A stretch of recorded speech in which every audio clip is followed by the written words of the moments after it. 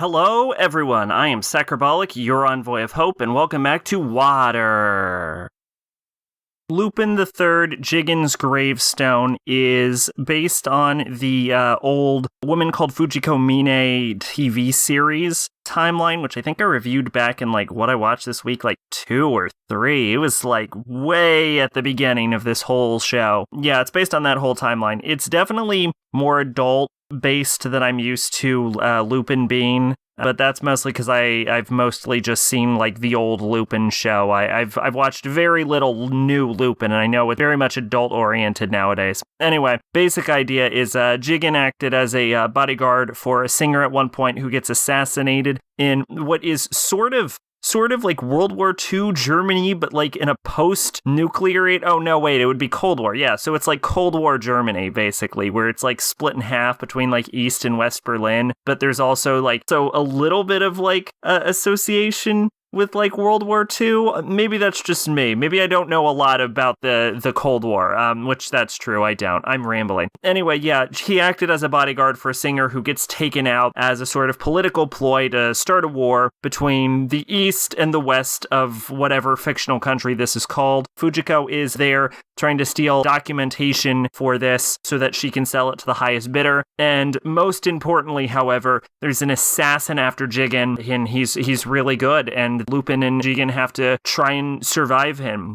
Zingata and Goemon don't actually appear much in this. I don't think Goemon, appears in an opening frame as an introductory picture, and then Zingata appears right at the end. But this is basically just Jigen has an assassin after him, and also there's some political bullshit in the background. It's good though. It's bizarrely oversexed at times, still bizarrely adult for what I'm used to for Lupin. But yeah, it's definitely good. Kept my attention. Interesting. I will say that was part of what inspired me to watch this in the first place, is I saw an OVA from it a long time ago. I think that OVA might have actually been what inspired me to watch Lupin in the first place. So I kind of knew the twists and turns, so I don't think it really grabbed me as hard as it probably should have. Interesting ride though.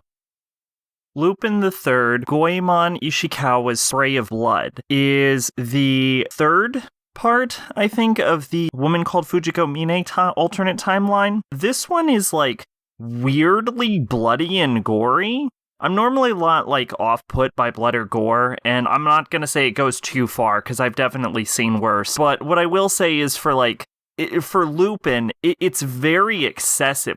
Lupin's usually not this bloody, but you can see muscles and bones, and a lot of people get killed in this. Honestly, I thought it was a little weird in the last movie where Lupin shoots a guy. This one is just full on, people getting chopped up, their arms get cut off, people get skinned. It's weirdly aggressively violent for Lupin. This one is about a guy named Hawk, who is an assassin who's being sent after Lupin, Jigen, Fujiko. So what ends up happening is that this Hawk guy also kills this mobster that Goemon is supposed to protect, and he gets the best of Goemon, and so Goemon ends up trying to have a showdown with him. This whole movie is more about Goemon preparing to take on Hawk and this weird rivalry between Goemon and Hawk, despite Hawk specifically going at the main characters. The big main three cast, of Lupin, Fujiko, and Jigen, do, jack shit in this. They do nothing, pretty much. It's just about Goemon. After Goemon gets bested in the early part of it, there's, this long sequence of him just, doing nothing and just, standing there, and all the characters why the hell is he just standing there? Before we, go into, the final climactic battle against Hawk. The basic setup is setup for the plot. First round, Goemon versus Hawk. Goemon does jack shit for half an hour. Goemon versus Hawk round 2. That's the whole movie. So very little play from the main cast. Goemon's never been a particularly interesting character to me either. And the villain they're going up against this time, Hawk, is a nothing burger character. He's just this slow lumbering lumberjack who's honestly, he moves so slow and leisurely. I have trouble believing he could have bested Goemon in the first place. It more feels like he does it because the plot demands it. He's incredibly slow and lumbering until a bullet is shot at him or Goemon swings his sword. It's really I don't know. I'm not a fan of Hawk. He doesn't have much of a personality. This whole movie doesn't have much of a story. It's just kind of like dull, and it doesn't fit in with the Lupin franchise. This doesn't feel like Lupin. And even if it did feel like Lupin, this would just be a bad episode of Lupin. Lupin III, Fujiko Mine's Lie, is about Fujiko performing one of her classic cons on a man who embezzled, I want to say 500 million, it's a lot of money, dollars from this like major corporation. Then an assassin gets sent after him with weird mind control powers that they do actually explain, although there is magic in the Lupin series to a lesser degree, so it wasn't required, but they do usually try to explain it, and it was explained in this one as not being really magic. Actually, they set it up pretty decently right at the opening of the movie, so good job for them on that one. Anyway, this is really Fujiko's story, which is okay with me, because Fujiko is one of my favorite characters anyway. But yeah, basically, it's just about her and this, like, kid who knows the information to how to get the money, like, on the run from assassins. And also, Lupin and Jigen are there. They actually have more to do with this than they did in Goemon's Blood Spray, so that's cool. What doesn't set right with me is that the kid tries to hire Lupin and Jigen to, like, take out the assassin that killed his dad, and they agree to it. And it's not that, like, Lupin and Jigen never, in the, like, older show, never used lethal force. I mean, like, even in the previous movie, like, Lupin shot someone, but I don't know, like, Lupin is supposed to be, like, a gentleman thief type, and to, like, go out and, like, accept a hit, it seems out of character. You could make an argument that Lupin knew the way the whole thing was going to go down when he accepted it in the first place. I don't know. Lupin's weird. It's always hard to see if Lupin is just allowing the pieces to land where they are, or whether he's, like, caught by surprise sometimes. But anyway, the movie itself was actually pretty entertaining. Especially because it super focuses on Fujiko and this kid that she's watching who knows the information. And she's like, she's always like assuring him that she's not going to betray him or stuff. And the thing with Fujiko is she, despite what she claims, is not heartless. So you never know which way she's going to go with it. You know, like the whole movie, I was like, what's Fujiko's game on this? You know, the movie didn't end the way I expected, but it still had a mostly happy ending. I'd say like a bittersweet ending. This one's a lot more enjoyable than Goemon's Blood Spray. It was a little off, but at the very least, it felt like Lupin. Like, this felt like a Lupin thing. This is the latest in the Woman Called Fujiko Mine timeline. It seems like they're still setting up for a fourth movie, which I imagine, if we look through the 3 movies so far, I would imagine that the next movie is probably either a Zenigata film or a Lupin film, because so far all of the other movies have been focusing on the other characters. I feel like we haven't gotten a Lupin movie that's focusing on Lupin. I'm interested to see where it goes, though. They definitely bring back, like, Hawk and the assassin from Jigen's Gravestone movies. So it's definitely like this whole cinematic universe that they're building. I'm interested to see where it's going.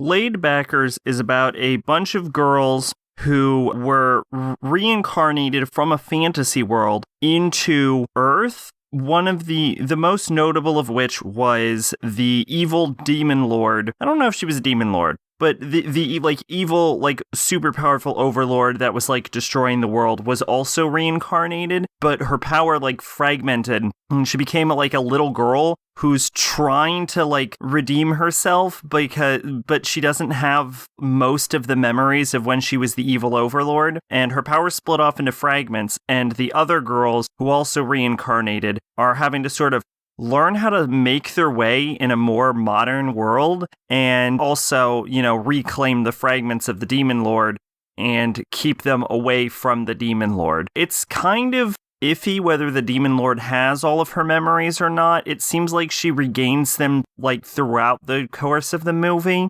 It also seems like she might not necessarily have all of them. Like, they're coming back, but they're not all there. The movie had a lot of downtime. It had a lot of slice of life elements. There's definitely sort of like finding your own path kind of feel to the movie.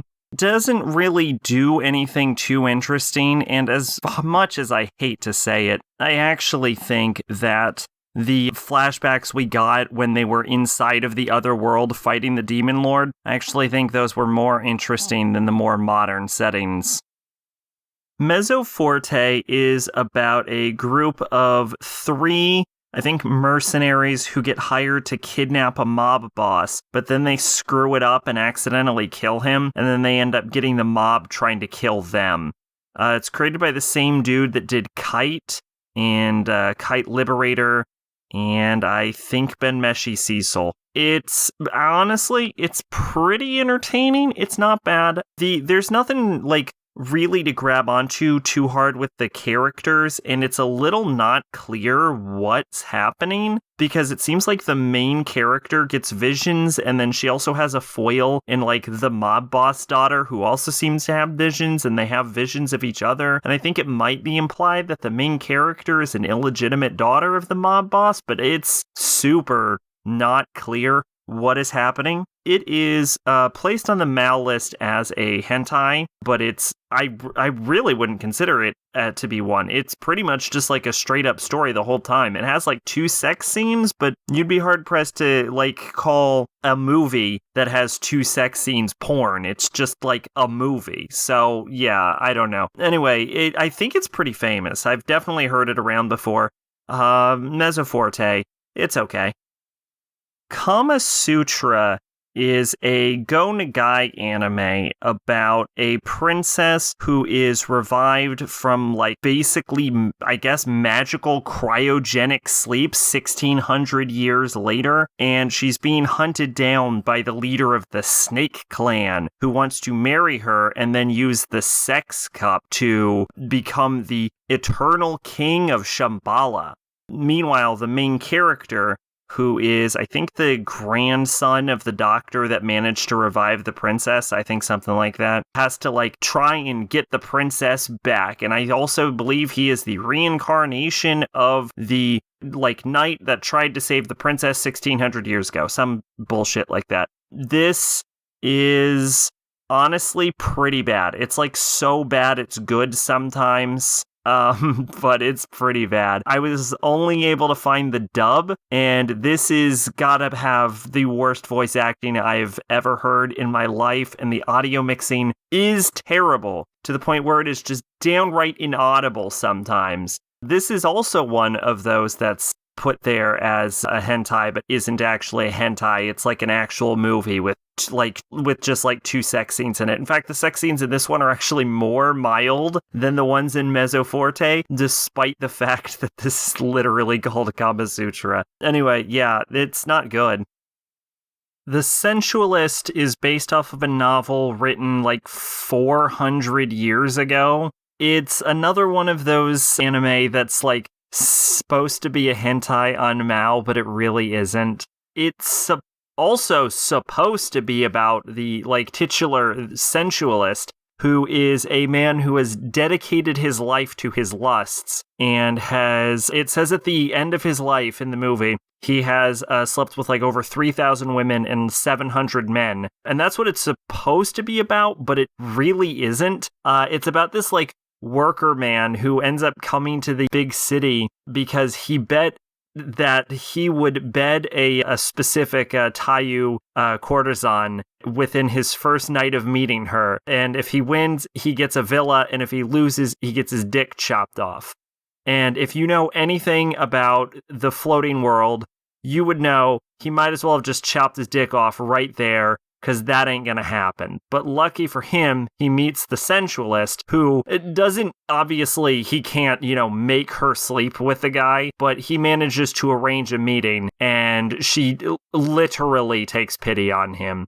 The movie itself is honestly, of all 3 of these, actually of all of the, supposed to be hentai, but not really hentais I've watched over the past few episodes of WIWR, this is probably the most tame and subdued. There's a few shots of breasts, but you don't even see penetration in this one. It is super tame and mild. I don't know how these rankings are done. Anyway, it's okay. I mean, there's nothing really to talk about. It's kind of artsy. I think I've heard, the reason I wanted to watch this, I think I heard it was supposed to be like this like good artsy thing, like based on this like old novel. I forget exactly what drew me to it. It's fine. I mean, there's nothing great about it, but I don't really have a strong opinion. Nothing really happens. It's just like one long, clumsy dude trying to seduce a woman who's like, I'll fuck you because this is a dumb bet. Cleopatra D.C. is about a, I guess, mercenary company? I'm not quite sure. Led by a woman named Cleopatra, no relation, of course. In the sort of like modern days. This is like the most 90s goddamn anime.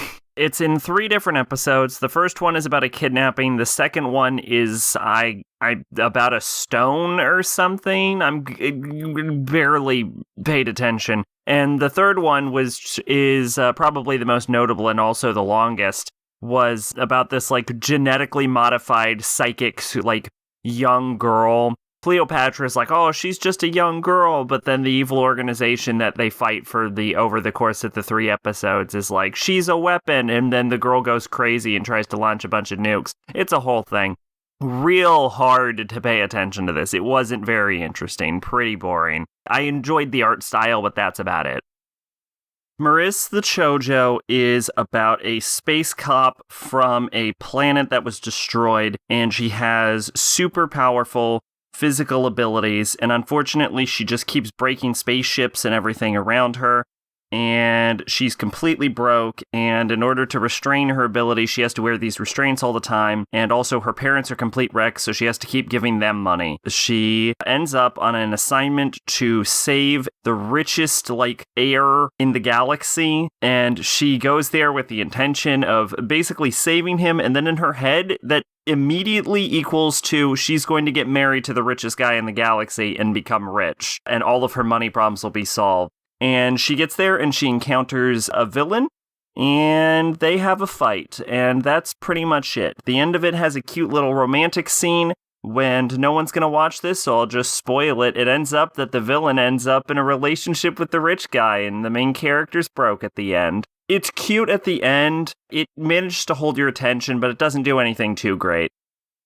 Fire Tripper. This is about a girl from the past who can travel through time when she's near fire because she's afraid of fire or something. I don't know. This is the 3rd part of the Rumic World trilogy, along with Laughing Target and Maurice the Chojo. It's about this girl. She's like from the Sengoku period, I think. Gets sent back in time because of fire. Ends up like growing up there, comes a teenager, meets a little kid, then a gas explosion goes off, gets sent back in time with the little kid who ends up getting sent back further in time. The little kid turns into like a samurai Ronin warrior type thing. I'm not entirely sure what's going on with that. Ends up helping her out, and then another fire happens when the village gets attacked, and then they go to the future, and she finds out that she's his sister, his little sister in the past, because that was her original timeline, but he's the little boy from the future that she was taking care of when she was a teenager, and then they both go to the past and get hitched and save the village from the evil Akuma clan or whatever.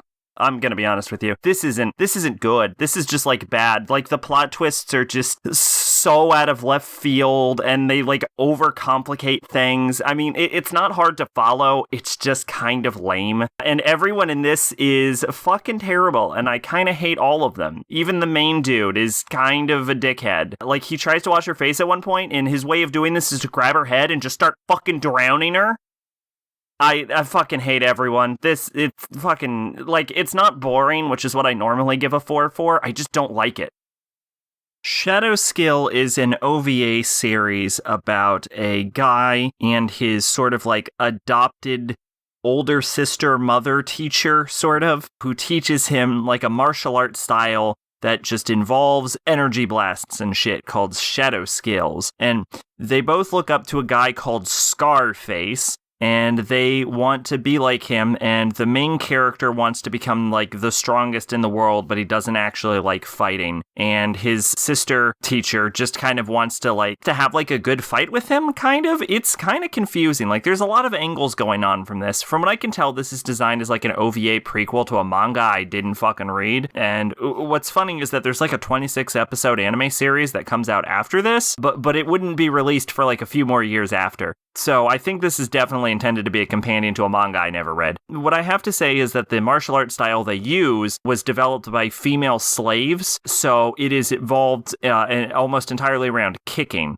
And I actually think that's just cool in concept. What I have to say is that at one point, the main character asks why he can't use his fists in this fighting style. And his teacher's like, yeah, no, you can't. You gotta kick. And he's like, but why? And it's like, at some point, when she was teaching you this fighting style, you had to realize that there wasn't a lot of punching in it. How the fuck are you like, I don't know why I can't use my fists to shoot energy blasts? Like, you gotta realize it's a kicking-based style at some point. The biggest problem with this is that the main character is fucking boring.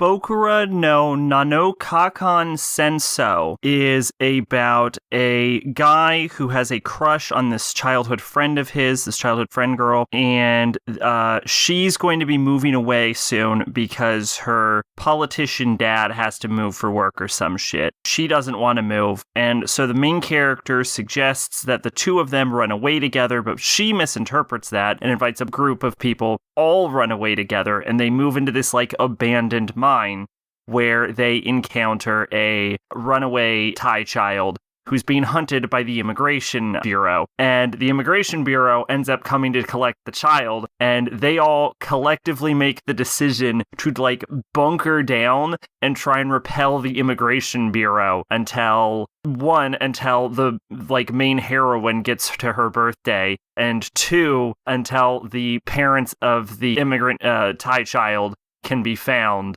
and, taken away so that they don't get deported back to Thailand, basically. The main themes of this movie seem to be about, like, being true to yourself, accepting your feelings, and, talking about your feelings to other people and allowing them to understand you. Which actually leads to one of my big issues with the movie. There's a lot of minor problems, but if we were to talk about one of the ways it does this is at the end, the main character confesses his feelings to his childhood friend, who then in turn confesses her feelings to her other female friend.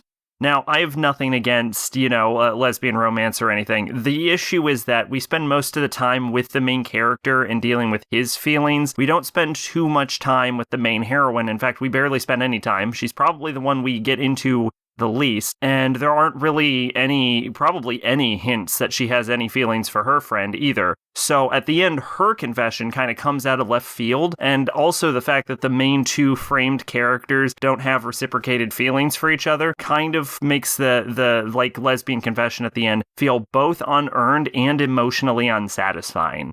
The movie is okay enough, but there's a lot of minor problems, like the fact that their defense against the Immigration Bureau would absolutely leave so many people dead. I mean, the only reason people aren't dead from the actions performed in this movie is because it was a movie. Black Fox is about the descendant of a ninja clan who has a scientist father who is working on creating robots to be friends with people, but his old business partners decide that they are going to kill him and the whole family and steal all of the information on how to build these AI-driven robots. So, after seeing her family die, the main character, who was trained as a ninja, decides to get revenge on the people that killed her father and her grandfather, and while she's there, she meets a psychic girl who is the daughter of the main antagonist and also is abused by her father and forced with like weird electric mind control technology to act as like his evil minion, basically. Throughout the course of the movie, they become friends, and also there's another character that's, friends with them too, that there's something special about her. This has excellent animation I was a little mixed on this at first. It's a little slow. It definitely doesn't do anything too crazy, anything too standout, but it is an enjoyable experience, and I did like watching the main character become friends with the other girls. This is one of those anime, one of those series, this isn't a series, where there's like a strong emphasis on like, no, you can't kill the bad guys, that would be wrong, but like, maybe sometimes kill the bad guys. I don't know. I wasn't particularly thrilled about that aspect, especially after it was like a huge terrorist attack on the city. But this did end on a cliffhanger. Definitely set up for what could possibly be another movie. And, here's hoping. Josee, the Tiger and the Fish is about a college student diver who ends up having a fateful encounter with a girl in a wheelchair, and because I think her, like, grandma just basically just wants her to get, like, more attention and more people interacting with her, he ends up, like, taking up a side job to, like, take care of her and basically do whatever she wants, and they end up bonding over their mutual love of the sea, and he ends up taking her to places, and over the course of the movie, they end up growing closer and closer. This is a very, like, this is heavily based on, like, romance and, like, emotional connections and stuff like that. There's a lot of ups and downs and, like, twists and turns. The movie can get really sad at times, but without really wanting to spoil it because it's absolutely great, watching the core characters, like, the two main characters come together is just adorable. And, I mean, honestly, there were really tense moments, because at this point I've learned enough about romance anime that I can't trust that everything is going to end up together, and like there are moments where I was at the edge of my seat and I'm like, oh no. And it plays around with like classic tropes, in especially like tragedy tropes, in such a way that it always keeps you guessing. Very strong film, very cute couple, just a delight all around.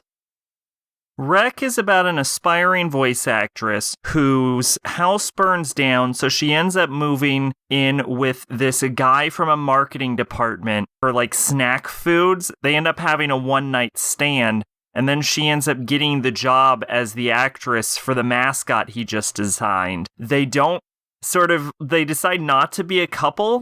Like, she wants to just leave it as a one-night stand, but she does end up living in his house, and it's about the, like, challenges and the tribulations that come with that, but also about them, like, coming together. It's a cute little romance. The main male character, can be a real dick sometimes, and that can be frustrating. Before the end, they do actually become a couple, and it's very towards the end, and we mostly don't get to see them like actually operating together in a relationship, but it has its points. Thanks for watching. There should be one episode every week in February. I have been Sakrabolic, your envoy of hope, and this has been WIWR. Bye-bye.